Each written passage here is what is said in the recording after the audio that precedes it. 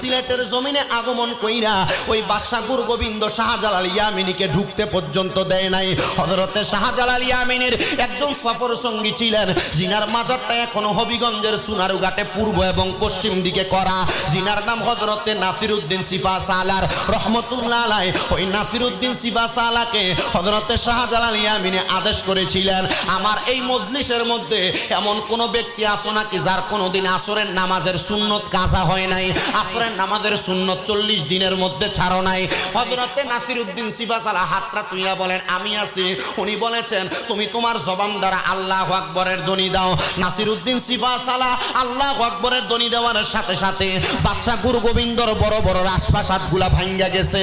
এবার মুসলমান আপনাদের কাছে জানতে চাই, একজন নাসিরউদ্দিন সিফা সালা আল্লাহু আকবরের ধ্বনি দিয়া যদি বাদশা গুরু গোবিন্দর রাজপ্রাসাদ ভাঙতে পারে, আমরা মুসলমান এক এবং নেক হইয়া যদি আল্লাহু আকবর বলি, বাংলাদেশের জমিনে কোন নাস্তিক মুরতাদ কোরআনের আইনের বিরুদ্ধে রাসূলের ইজ্জতের চাদর ধরে টান দিতে পারবে না। কথা বলেন ঠিক কিনা? তাহলে আল্লাহু আকবরের আওয়াজ কি আস্তে হবে না জোরে হবে? কারা কারা জবান খুলে আল্লাহু আকবর বলেন, ডান হাত তুলে দেখে একটা জবান খুলে জোরে ডাকবেন আল্লাহু আকবার।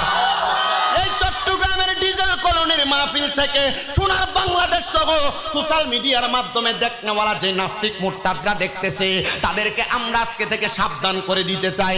এখন থেকে আল্লাহর কোরআনের আইনের বিরুদ্ধে রাসূলের ইজ্জতের চাদর ধরে কেউ যদি টানাটানি করে, মুসলমানদের তীর্থস্থান যেইগুলা মসজিদ মাদ্রাসা এবং মসজিদ মাজারগুলার মধ্যে যদি আক্রমণ করার চেষ্টা করা হয়, মুসলমান ঘরে বসে থাকবে না, ইমানি দৌলতের পাওয়ার নিয়ে আল্লাহু আকবার বলে তাদের উপরে ঝাঁপিয়ে পড়বে। কথা বলেন ঠিক কিনা?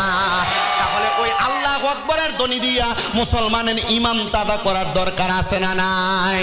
তাহলে একটাবার জবান খুলে আল্লাহর শুকরিয়া আদায় করে বলি আলহামদুলিল্লাহ।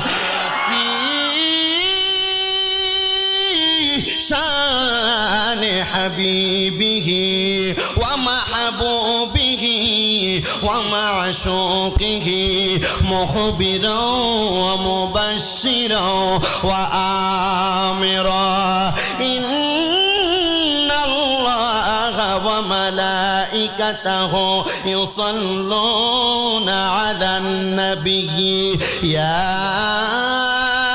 আইয়ুহাল্লাযীনা ওয়ালা আলিহি।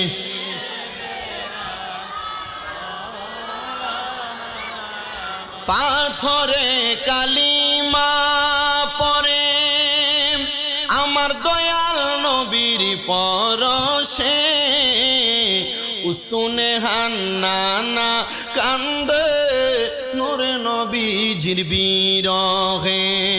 নবীজির আঙ্গুল মোবারকের ইশারায় চন্দ্র দুই ভাগ হয়ে যায়।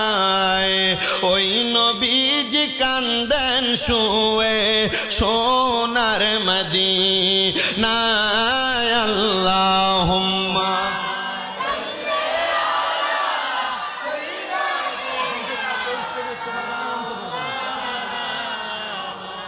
ওয়ালা আলিহি।